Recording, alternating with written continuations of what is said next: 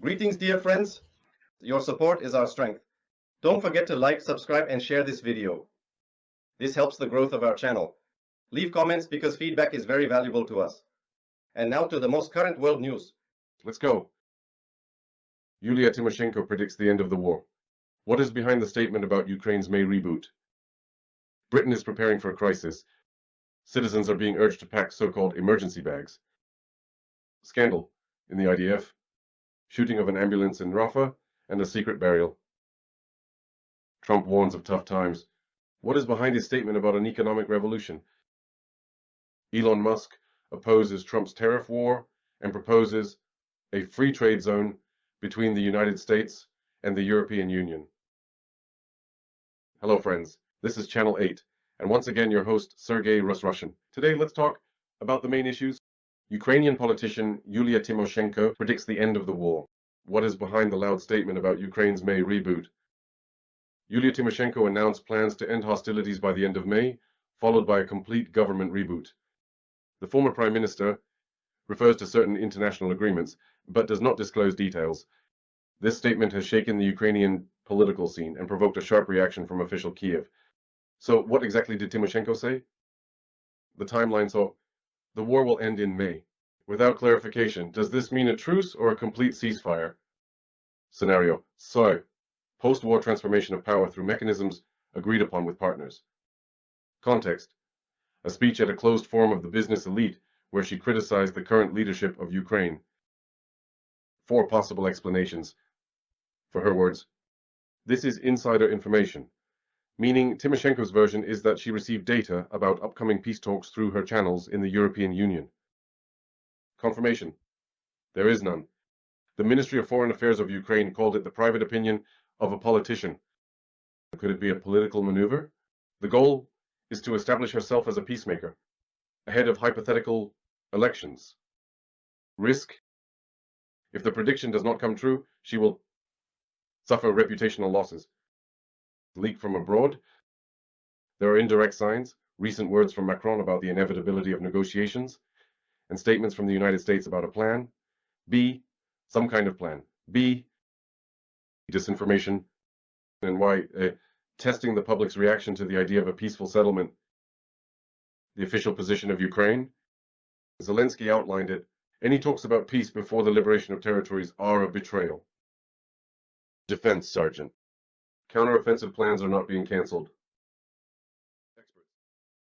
References to international plans may indicate Western pressure. Why specifically May, you might ask? Well, there is a military factor present here. By this time, Ukraine will receive a new batch of weapons from its allies. The political factor: the European Union expects breakthrough decisions by the NATO summer summit. Economically, the IMF demands clarity on Ukraine's post-war reconstruction. Friends, we are interested in your opinion. What do you have to say about this? Is it a prophecy or a political game? Or perhaps a change of power after the war? Britain is preparing for a crisis. Citizens are being urged to pack emergency bags. British security experts have issued official recommendations for the public on creating so-called 72-hour survival kits in case of possible sabotage. The list of essentials ranges from canned goods to radios, which has sparked a wave of discussions about the reality of the threats. What is included in an apocalypse kit? According to the National Security Council's memo, this includes food, canned goods, and energy bars for at least 3 days. Medical supplies, a first aid kit, prescription medications, communication devices, a battery-powered radio, a power bank, tools, a Swiss knife, a flashlight, candles, documents, copies of passports, and medical insurance policies. These are basic measures for any emergency situations, not just military ones, the authorities clarify. But social media has already dubbed the list as preparation for war with Russia. Why now, you might ask? The official version is that it's an update of outdated recommendations following the pandemic and energy crisis in the context of a recent MI6 statement about Russian plans to sabotage the UK's critical infrastructure. The specifics of everything focus on power outages, possibly due to the threat of attacks on gas pipelines. For instance, after the explosions on the Nord Streams, the European Union strengthened the security of its energy facilities. Moscow's reaction was unequivocal. The Kremlin called these warnings another attempt to justify the foolish militarization of Europe and on sanctions. Meanwhile, independent experts note that such recommendations indeed appear before escalations in Germany and Sweden. Similar advisories were issued back in 2022. And how do ordinary Britons feel about all this? Well, there's panic in the country. Stores are recording a surge in demand for canned goods and electric generators. Yes, there is a certain level of skepticism. For decades, we've been scared by the USSR and now Russia. It's a business based on fear, comments The Guardian. There's also a touch of irony here. Memes about tea and biscuits as the main weapon of the English. Scandal in the IDF. Shooting of an ambulance in Rafah and secret burial. The Israeli army confirmed the attack on a medical convoy in Rafah on March 23rd, where 15 people were killed, including a United Nations employee. Released footage from the camera of the killed paramedic shows the vehicle was shot at after stopping, and the bodies were secretly buried. This is already the third such incident this month. What is visible in the video? The video shows a convoy of 3 vehicles with clear medical symbols. The shooting begins 4 minutes after they stopped by military order. Soldiers search the bodies and then bury them with a bulldozer. On the recording, you can hear the command, "Remove everything." These will supposedly be unknown terrorists. Yeah, 2 versions of the tragedy exist. The official version from the IDF. The vehicles were allegedly transporting weapons under the guise of an ambulance. The 6 deceased are Hamas agents, but there is no evidence. The burial was a forced measure due to an epidemiological threat. International organizations. This convoy was carrying wounded from the combat zone, confirmed by the UN. The shelling violates the Geneva Convention. An attack on medical workers is a war crime. The secret burial is an attempt to hide the scale of this, dare I say, genocide. Key questions. Why was there no examination of the bodies before burial? That's what's interesting there. And who gave the order to cover the deceased medics with sand? Secretly? Deceitfully?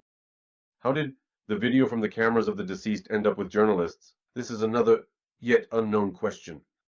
And the international reaction from the UN? The UN demands an independent investigation. The US is deeply concerned, but avoids using the term war crime. Hamas states that it is using the incident to mobilize support. Note, the deputy commander of the Golani Brigade, who gave the burial order, has been removed from his position. Trump warns of supposedly difficult times. What is behind his statement about an economic revolution in the US? Donald Trump on his Telegram channel warned Americans about upcoming global economic upheavals, calling the current period a revolution that will lead the United States to historic results. His statement came amid the intensification of the trade war with China and the increase in investments in the American economy. Key points from Trump. China has suffered much more. The president claims that the tariffs he imposed have dealt a severe blow to the Chinese economy. Second, we are bringing jobs back. Trump announces a record $5 trillion in investments in the American economy. And third, it won't be easy. A warning about temporary difficulties on the path to economic revolution. Speaking from an economic context, the trade war is Trump's tariffs on Chinese goods have reached 60% on some items. Now for the real figures, the US GDP growth in the first quarter of 24 was 3.1%, with unemployment at 3.8%. China's response. Beijing has implemented countermeasures, but is indeed showing an economic slowdown. Why is this important now? Post-election message, Trump is preparing voters for potential economic difficulties in case of his victory in the next elections. As for the China factor, claims of China's defeat may be exaggerated. The Chinese economy remains the second largest in the world. 5 trillion in investments. This could refer to both actual investments and potential capital in the context of the America First policy. Political consequences for Trump, an attempt to portray himself as the sole defender of American interests. and a difficult choice between softening rhetoric and continuing a hardline approach towards China. For voters, this is a signal of possible radical economic changes after the elections. Elon Musk opposes Trump's tariff war and proposes a free trade zone between the US and the EU. In a world where trade wars and economic barriers are becoming increasingly tangible, Elon Musk, a well-known entrepreneur and CEO of Tesla, made a bold statement that could change all the rules of the game.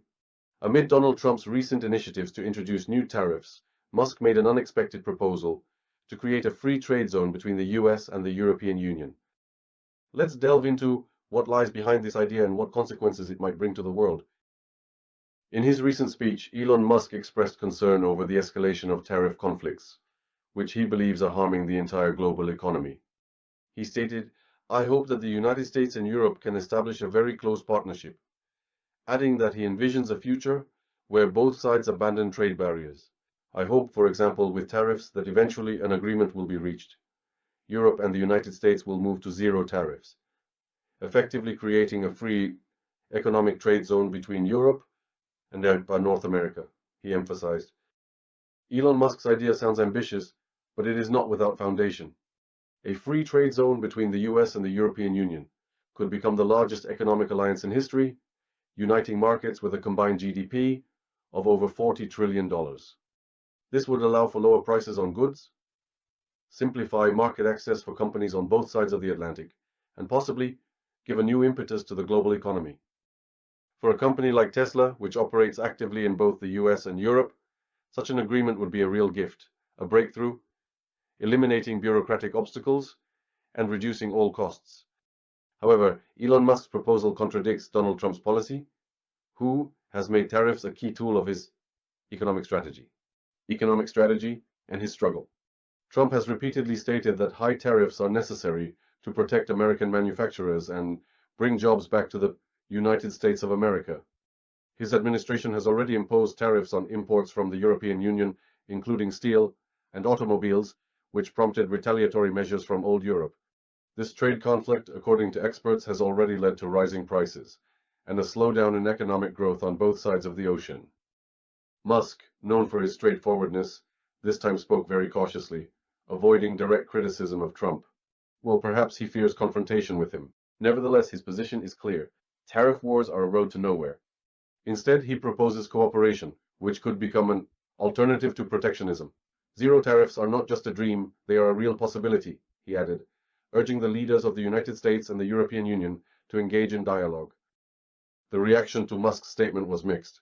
Economists and business leaders generally support the idea of free trade, but many doubt its feasibility. Political disagreements between Washington and Brussels, as well as internal contradictions within the European Union itself, make such an agreement very difficult to implement. Moreover, Trump, whose administration is focused on national interests, is unlikely to agree to such a proposal, which could be perceived as a concession to Europe. Nevertheless, Musk's words have already sparked lively discussions. In a time when the world is facing economic instability, his idea might become a new catalyst for a different approach to international trade. The only question is whether there will be enough political will to bring this idea to life.